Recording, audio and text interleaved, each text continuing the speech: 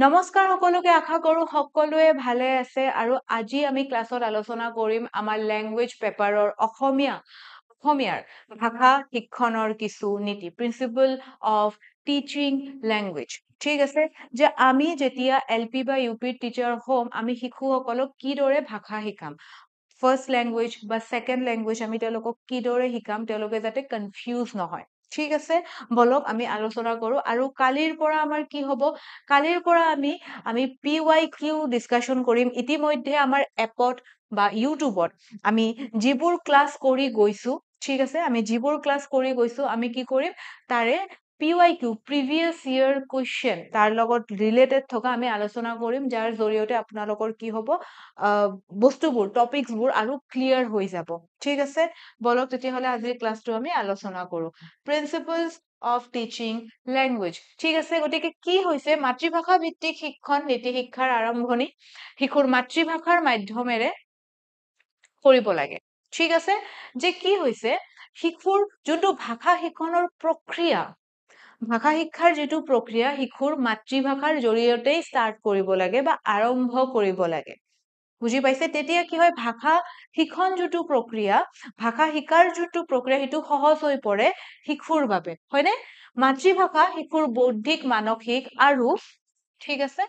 বৌদ্ধিক মানসিক এক সেকেন্ড ৰব দেই বৌদ্ধিক মানসিক আৰু ভাষাগত বিকাশৰ ভিত্তি অৰ্থপূৰ্ণ পৰিবেশত ভাষা শিকোৱাৰ নীতি ভাষা ক্ৰিয়াৰ মাধ্যমেৰে শিকাব লাগে হেহে বাস্তৱ পৰিস্থিতিত খেল ধেমালি আলোচনা কথোপকথন আদিৰ মাজেদি ভাষা শিকোৱা অধিক ফলপ্ৰসূ হয় ঠিক আছে যে ইয়াতে মেইনলি কি কৈছে আপোনালোকৰ লাৰ্নিং বাই ডুইং মেথড যোনটো আছে যে আমি হাতে কামে কৰি বাচ্চা এটা কি কৰিব লাগে আমি ভাষা শিক্ষাত গুৰুত্ব দিব লাগে যাতে বাচ্চাটোৱে কি হয় যোনটো তেওঁলোকৰ শিকন হয় যোনটো তেওঁলোকে বস্তুটো শিকে হেতু তেওঁলোকৰ পাৰ্মানেন্ট হয় তেওঁলোকৰ লাৰ্নিংটো যাতে পাৰ্মানেন্ট হয় ঠিক আছে বুজি পাইছে এতিয়া শ্ৰৱণ কথন পঠন লিখন নীতি LSRW ঠিক আছে ভাষা শিকোৱাৰ সঠিক ক্ৰম যে শ্ৰৱণ কথন পঠন আৰু লিখন ঠিক আছে সঠিক ক্ৰম শ্ৰৱণ যদি শিশু এটা শুনিব নোৱাৰে সি কি কৰিব নোৱাৰিব ক'ব নোৱাৰিব যদি ক'ব নোৱাৰে পঢ়িব নোৱাৰিব আৰু পঢ়িব নোৱাৰিলে সি লিখিবও নোৱাৰিব বুজি পাইছে গতিকে প্ৰথম ক্ৰমত কি আহিছে এটো কিন্তু প্ৰশ্ন আহে যে ভাষা শিকনৰ ক্ষেত্ৰত প্ৰথমে কোনটো সকলোতকে জৰুৰী বা কোনটো সকলোতকে গুৰুত্বপূৰ্ণ কি হ'ব শ্ৰৱণ শুনাটো কি হৈছে আমাৰ প্ৰথমতে আহে এটো হৈছে LSRW ওকে এটা ইংৰাজী ল্যাঙ্গুৱেজ পেপাৰ যেতিয়া আপোনালোকে পঢ়িব তাত এবোৰ ফুল ফৰ্মও কিন্তু আহে বা অসমীয়াটো কেতিয়াবা আহি যায় এটা প্ৰথম কি হৈছে আমাৰ প্ৰথম যোনটো আমাৰ হৈছে যে কমিউনিকেশন প্ৰিন্সিপল ওকে যোগাযোগমূলক নীতি যে ভাষাৰ মূল উদ্দেশ্য যোগাযোগ হেহে শিশুক কথা পাতিবলৈ নিজৰ মতামত প্ৰকাশ কৰিবলৈ প্ৰশ্নৰ উত্তৰ কৰিবলৈ উৎসাহিত কৰিব লাগে এটো হৈছে এটা প্ৰিন্সিপল প্ৰথম প্ৰিন্সিপলটো আমি কি পাইছিলো আমি যেটো প্ৰথম প্ৰিন্সিপল পাইছিলো যে মাতৃভাষাৰ মাধ্যমেৰে শিক্ষা দিব লাগে অৰ্থপূৰ্ণ পৰিবেশত কি হৈছে ভাষা শিক্ষা যে লাৰ্নিং বাই ডুইং মেথড 2 নম্বৰ লাৰ্নিং বাই ডুইং মেথডটো ইয়াতে ইউজ কৰিব লাগে আৰু 3 নম্বৰ কি শ্ৰৱণ কথন পঠন লিখন এই ক্ৰম অনুযায়ী তেওঁলোকক ভাষা শিকাব লাগে ঠিক আছে ক্লিয়াৰ ওকে যোগাযোগমূলক নীতি যে শিশুক কি কৰিব লাগে আমি যিমান পাৰো এক্সপ্ৰেছ কৰাৰ নিজৰ মনোভাৱ প্ৰকাশ কৰাৰ এটা পৰিবেশ গঢ় দি তুলিব লাগে হয়নে আমি যেতিয়া স্কুলত চাব সৰু সৰু লৰা ছোৱালীবোৰক আমি যদি চাও এলপি ইউপিৰ বাচ্চাবোৰক আমি কিছুমান বাহিৰা কথাও তেওঁলোকৰ লগত পাতো কি খাই আহিলা হা কোনোবাই যদি কান্দিছে কি হৈছে কাজিয়া লাগিছে কি হৈছে আমি তেওঁলোকৰ লগত কথা বতৰা পাতো তেওঁলোকে নিজৰ মনৰ ভাৱসমূহ প্ৰকাশ কৰে আৰু এই যে ভাৱসমূহ প্ৰকাশ কৰে তেওঁলোকে নিজকে এক্সপ্লোৰ কৰে আৰু যাৰ ফলত তেওঁলোকে বিভিন্ন ধৰণৰ হয়তো ভাষা তেওঁলোকৰ এনহেন্স হয় তেতিয়া বিভিন্ন ধৰণৰ ভাষা কি হয় তেওঁলোকৰ মুখৰ পৰা কেতিয়াবা ফুটি আহে হয়নে যে তেওঁলোকৰ নিজৰ ভাষাটোৱে মাতৃভাষাটো আৰু ভালদৰে তেওঁলোকে তেতিয়া ক'ব পৰা হয় কাৰণ কি হয় ভাষা শিক্ষাৰ মুখ্য যদি আমি ক'ব যাও মুখ্য যোনটো কাৰণ ক'ব যাও যোগাযোগ স্থাপন কৰা আমি আনৰ সৈতে যোগাযোগ স্থাপন কৰাৰ বাবে কিন্তু কথা কোৱাটো আমি শিকো ঠিক আছে বুজি পাইছে ফাৰ্ষ্ট কি আছে সামগ্ৰিক ভাষা শিক্ষণ নীতি যে হোল ল্যাঙ্গুৱেজ এপ্ৰোচ ভাষা টুকুৰা টুকুৰা কৰি নহয় এটা সামগ্ৰিক ৰূপত শিকোৱাব লাগে ঠিক আছে যেনেকে গল্প কবিতা ইয়াতে কিছুমান অসমীয়া স্পেলিং মিষ্টেক আছে কাৰণ কেতিয়াবা লেপটপত যেতিয়া আমি বস্তুবোৰ টাইপ কৰো বস্তুবোৰ অকমান চেঞ্জ হৈ যায় ঠিক আছে একো নাই এটা সামগ্ৰিক ৰূপত কি কৰিব লাগে শিকুৱাব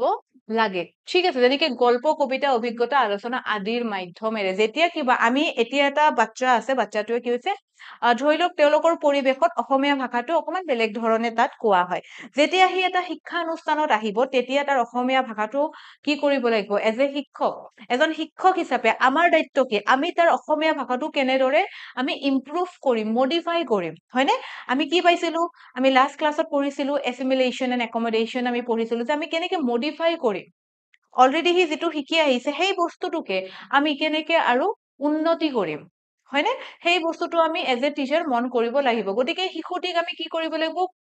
আলোচনী হওক কবিতা পুথি হওক হয়নে গল্পৰ কিতাপ হওক এইবোৰ পঢ়িব দিব লাগে তাৰ পৰা সি নতুন নতুন শব্দ শিকিব আৰু তাৰ জৰিয়তে কি হ'ব সি তাৰ যোনখিনি ভাষাৰ কৌশল সি আৰু ভালদৰে সেইটো উন্নতি সাধন কৰিব পাৰিব ৰাইট তাৰপিছত কি শিশু কেন্দ্ৰিক চাইল্ড চেন্টাৰনেছ ৰাইট চাইল্ড চেন্ট্ৰিক বুলিও ক'ব পাৰে যে ভাষা শিক্ষণত শিশুৰ ৰুচি সক্ষমতা অভিজ্ঞতা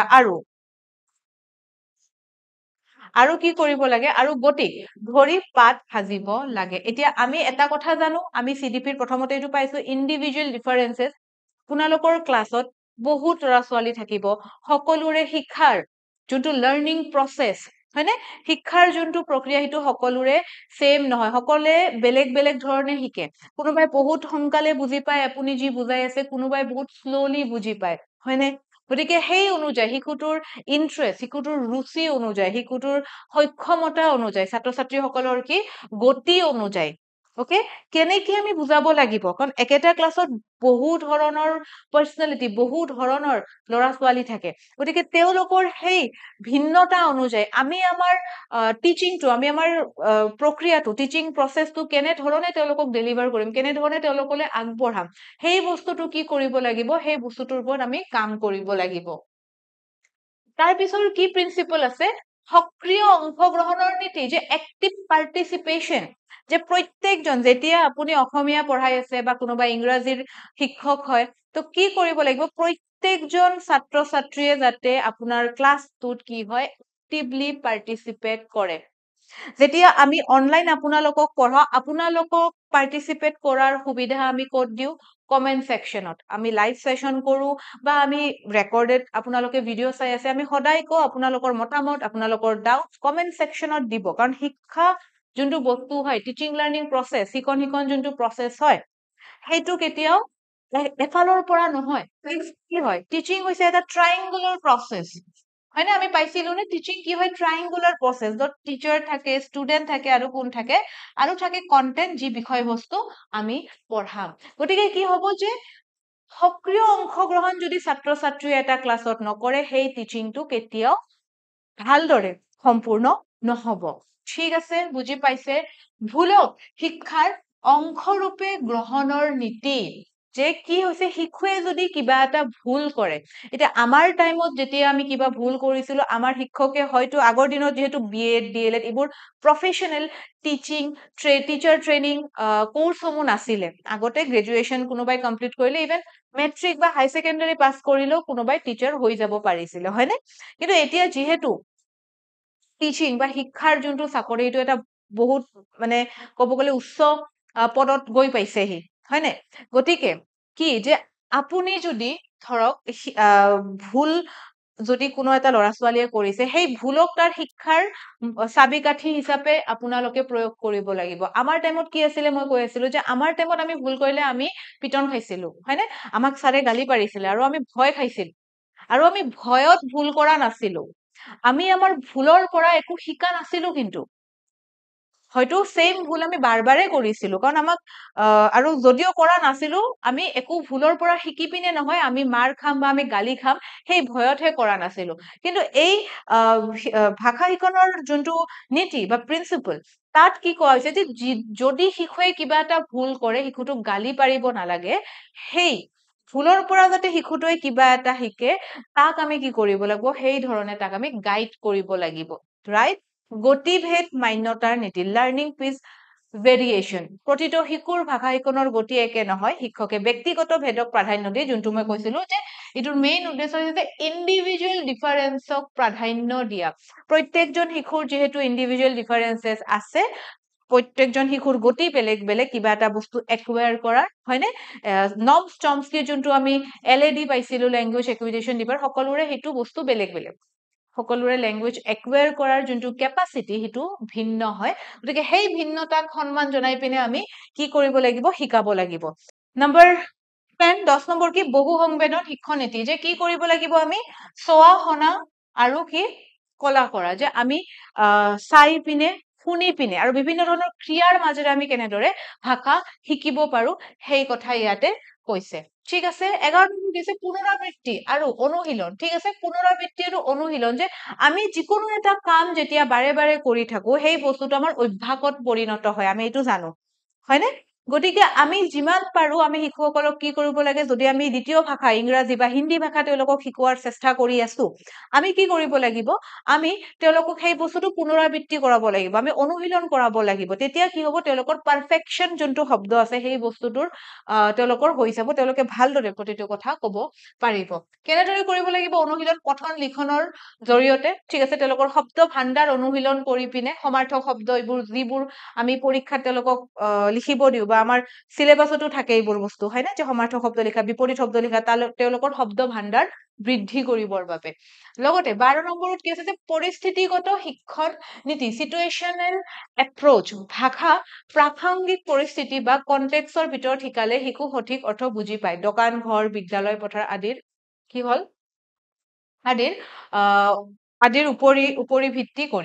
ওপৰত ভিত্তি কৰি। ঠিক আছে, আদিৰ কি হৈছে? যে আমাৰ ভাষা কোৱাৰ যোনটো ধৰণ, ঠিক আছে, আজি পৰিস্থিতি অনুসৰি আমি ভাষা কোৱা শিকিব লাগিব। আজি আমি ফ্ৰেণ্ডছৰ লগত কথা পাতি আছো, আমাৰ ভাষা কিন্তু বেলেগ হৈ যায়। আমি সকলোৱে জানো আমি আমাৰ বন্ধুৰ সৈতে কেনেদৰে কথা পাতো, আমাৰ পেৰেণ্টছৰ সৈতে, আমাৰ মা দেউতাৰ লগত আমাৰ কথা কোৱাৰ ধৰণ, যোনটো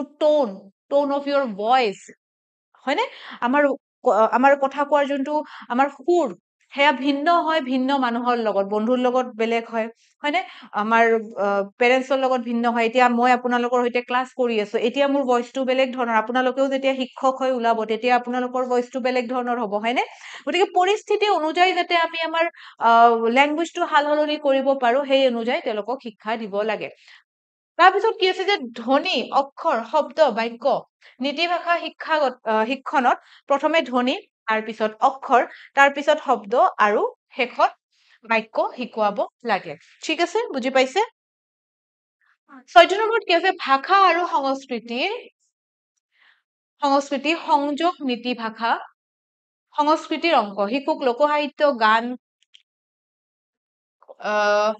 লোকসাহিত্য, বিভিন্ন ধৰণৰ গান আদিৰ সহায়ত ভাষা শিকোৱালে কি হয়? বোধশক্তি বৃদ্ধি পায়। যে বিভিন্ন ধৰণৰ বৰগীতৰ সহায়ত কি হ'ব? তেওঁলোকে কি জানিব? ব্ৰজাৱলী ভাষাটোৰ বিষয়ে জানিব। বিভিন্ন ধৰণৰ গান, আজি জুবিন গাৰ্গৰ ইমানবোৰ গান আছে। আজি যদি ক'ব যে আমাৰ ৰসৰাজ লক্ষ্মীনাথ বেজবৰুৱাই হওক, তেওঁলোকৰ কবিতাবোৰে হওক, ইমানবোৰ যে আমাৰ ঐতিহাসিক বস্তুবোৰ আছে, ঠিক আছে, কবিতা হওক, গল্প সংকলন হওক, গানে হওক, এইবোৰ বস্তুৰ জৰিয়তে যেতিয়া আমি তেওঁলোকৰ শব্দৰ ভাণ্ডাৰ বা ভাষাৰ জ্ঞান তেওঁলোকক দিম, তেওঁলোকৰ কি হ'ব? তেওঁলোকে বিভিন্ন ধৰণৰ শব্দও চিনিব পৰা হ'ব, তেওঁলোকৰ ভাষাটো আৰু ভাল হ'ব ধৰিব তেতিয়া, হয়নে? তেওঁলোকে যেতিয়া অসমীয়া ভাষাটো ক'ব আৰু ফুটি উঠিব, আৰু বিভিন্ন ধৰণৰ শব্দ তাত সংকলন কৰি পিনে ব্যৱহাৰ কৰিব পাৰিব। ইংৰাজীৰ যদি বিভিন্ন ধৰণৰ তেওঁলোকে গান শিকে, ঠিক আছে, গান শিকে, বা বিভিন্ন ধৰণৰ যদি কি হয়, তেওঁলোকে লোকসাহিত্য শিকে, বা বিভিন্ন ধৰণৰ যদি ইংৰাজীৰ কবিতা তেওঁলোকে শিকে, তেতিয়া কি হ'ব? তেওঁলোকৰ যোনটো শব্দৰ ভাণ্ডাৰ সেয়া বৃদ্ধি হ'ব। মূল্যায়নৰ নীতি, কণ্টিনিউৱাছ এছেছমেণ্ট, এইটো আমি পঢ়িম। এইটো এটা এক্সট্ৰা টপিক হয়, যোনটো CDP-ত আমি পঢ়িব লাগিব। কণ্টিনিউৱাছ কম্প্ৰিহেনচিভ এছেছমেণ্ট, ঠিক আছে, কণ্টিনিউৱাছ এণ্ড কম্প্ৰিহেনচিভ, যে আমি কি কৰিব লাগিব? পৰ্যবেক্ষণ কৰিব লাগিব, ফিডবেক দিব লাগিব। যে আজি আমি যদি শিশু এজনক বা এটা ক্লাছক আমি ভাষাৰ জ্ঞান দি আছো, আমি এমাহ পিছত চাব লাগিব যে কাৰ কিমানখিনি উন্নতি হৈছে। সেয়া আমি কি কৰিব লাগিব? আমি ইভালুৱেট কৰিব লাগিব, হয়নে? ইভালুৱেট মানে জাজ কৰিব লাগিব, আৰু লগতে তেওঁলোকৰ পৰাও কি কৰিব লাগিব? ফিডবেক ল'ব লাগিব, যে তোমালোকে কি কি অসুবিধা পাইছা, কি সুবিধা পাইছা ক্লাছটো যে মই তোমালোকক কৰাই আছো তোমালোকক যে মই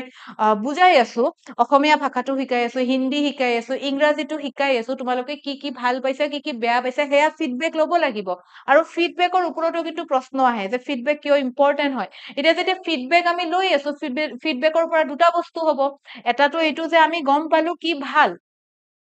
আৰু এটা গম পাম কি বেয়া এতিয়া যেতিয়া বেয়াটো জানিব পাৰিম আমি আমাৰ টিচিং মেথড টিচিং ষ্ট্ৰেটেজি অকমান সাল সলনি কৰিম শিক্ষাৰ যোনবোৰ নীতি বা প্ৰিন্সিপল এতিয়া আমি জানিব পাৰিম যে এই ক্লাছটোত এনেকুৱা মেথড ইউজ কৰিলে ভাল হ'ব হয়নে গতিকে সেই ধৰণে ফিডবেকটো লোৱাটো বহুত ইম্পৰ্টেন্ট হয় ঠিক আছে বুজি পাইছে ওকে সো আজিৰ ক্লাছটো আছিল আমাৰ ইমানেই অহাকালিৰ পৰা আমি কি কৰিম অহাকালিৰ পৰা আমি আলোচনা কৰিম কি আলোচনা কৰিম আমি PYQ ডিসকাশন কৰিম আৰু লগতে আপোনালোকৰ এটা কনসেপ্ট তাতে আমি ক্লিয়াৰ কৰি যাম লগ পাম আমাৰ নেক্সট ক্লাছত ধন্যবাদ